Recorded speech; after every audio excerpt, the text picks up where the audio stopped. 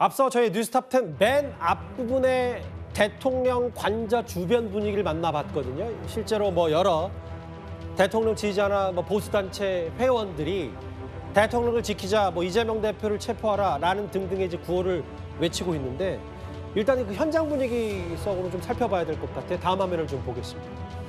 관저 앞 집회도 지금 두 쪽으로 좀 갈라지긴 했지만, 윤기천 부위원장님, 특히 탄핵 반대 단체에서는 몸싸움을 벌여서라도 관저 진입을 막아야 된다. 일단 이제 표면적으로 봤을 때 공조본, 특히 공수처가 대통령에 대한 체포를 집행하려면 일단 1차 관문이 있는 거네요, 지지자들에게. 그렇죠. 근데 아마 지지자들은 공무집행을 하는 예를 들어 공수처 관계자들을 막을 수는 없을 거예요. 막으면 또 안 되는 거고.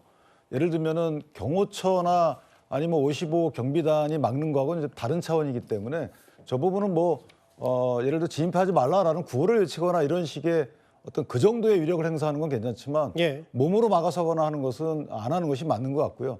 또한 마찬가지로 탄핵을 찬성하는 단체분들이 예를 들어 경호원들의 어떤 경호와 관련된 조치들을 막거나 하면 또 안 되는 거예요. 그리고 일부 민노총에서는 3일까지 만약에 공수처에서 체포영장을 집행하지 않으면 본인들이 윤석열 대통령을 체포하겠다 이렇게 또 공언하는 상황이잖아요. 예. 그것 또한 안 되는 거고요. 당연히 안 되는 거죠. 이런 식으로 각 관련된 지지단체나 아니면 반대단체들이 본인들의 의사표현을 하는 것은 괜찮습니다만은 의사표현을 넘어서서 각자의 공무원들의 공무집행을 방해하는 것은 저는 개인적으로 공무집행 방해죄 성립할 가능성이 크고 그런 부분은 아마 일어나지 않을 것이다라는 생각이 들고요. 마지막으로 이제 공수처 등의 영장 집행과 관련돼서는 이따 나오겠지만 어쨌든 그 영장의 효력과 관련된 대통령 측의 문제가 있기 때문에 영장 집행에 나가기 전에 과연 소력에 관한 대통령 측의 문제 제기에 대해서 법률 검토를 꼼꼼히 다시 한번 할 필요성이 있어 보인다.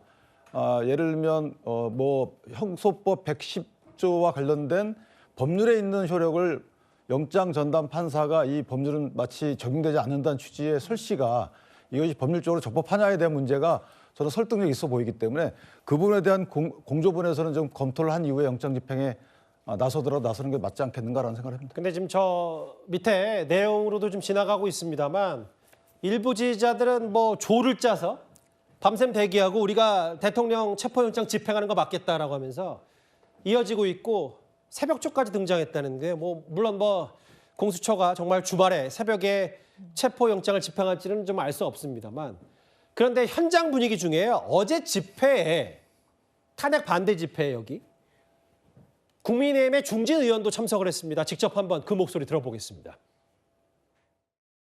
이 모든 게 원천적으로 무효고 이 모든 게 불법인 거 아십니까 여러분? 수사권과 기소권이 없는 공수처가 어떻게 체포영장을 발부하고 또 맞춤형으로 서부지법원에다가 판사 쇼핑을 해서 발부하게끔 이렇게 12개 혐의에 5개 재판받고 있는데 출국금지 조치돼 있습니까 여러분? 이재명에 대해서는 출국금지조차 안 돼 있는데 어떻게 대한민국 대통령에 대해서 출국금지 조치를 청구해서 출국금지 조치를 시킬 수 있단 말입니까? 우리 사법부에 좌파 사법 카르텔이 작동한 거 있는 것 같아서 너무나도 마음이 아프고 통탄합니다. 윤상현 의원은 지난 주말에도 이제 탄핵 반대 집회에 참석을 했었는데 김근식 교수님. 네. 그 윤상현 의원의 저 말들이 이제 윤 대통령 측의 말과 좀 비슷한 것 같고 그리고 또 하나 주말 새해 또 하나 일이 있었죠. 국민의힘의 이제 미디어 특인가요? 거기서 이제 김용현 전 장관 측의 해명을 또 한번 보도자료 발표하고 이런 분위기를 국민의힘 내부에서도 좀 갑론을박이 있는 겁니까? 지금은 정중동 상태입니다만 이 방향으로 계속 가는 게 과연 맞느냐 아니면 대통령을 끝까지 끌어안고 탄핵 심판이 결론 날 때까지 당이 그대로 가는 게 맞느냐에 대해서는 내부적으로 이제 갑론을박이 있습니다.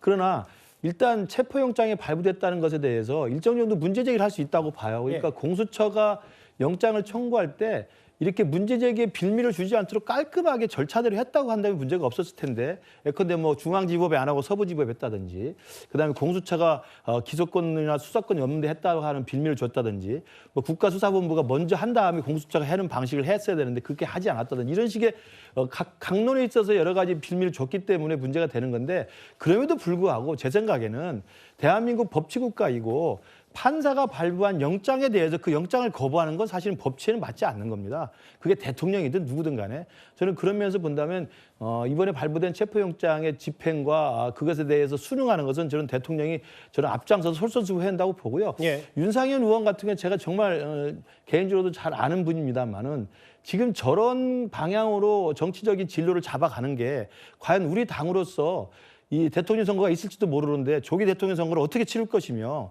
또 내년에 전국 지방선거가 있는데 지방선거 어떻게 치를 것이며 생각해 보면 우리 당내에서는 각각의 의견이 갈린다고 생각이 들고요. 왜냐하면 기시감이 있는 게 2016년에 박근혜 대통령 탄핵됐을 때 똑같은 양상이었습니다. 예.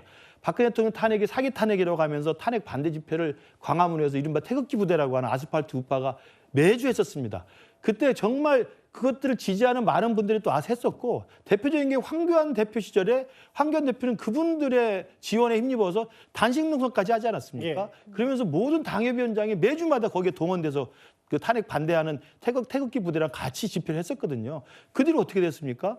괴멸을 하다가 2020년 21대 총선을 앞두고 중도 보수까지 연합해서 하면서 다시 재통합해서 미래통합당을 만들고 국민의힘으로 가면서 선거를 겨우겨우 치렀거든요. 그러니까 중도 주파수 맞추는데 한 4, 5년 걸렸는데 말씀하시는 그럼요. 거예요? 그 4, 5년 동안 뺄셈을 하다가 결국 거의 다 죽어가는 마당에 총선 앞두고 다시 뭉친 거거든요.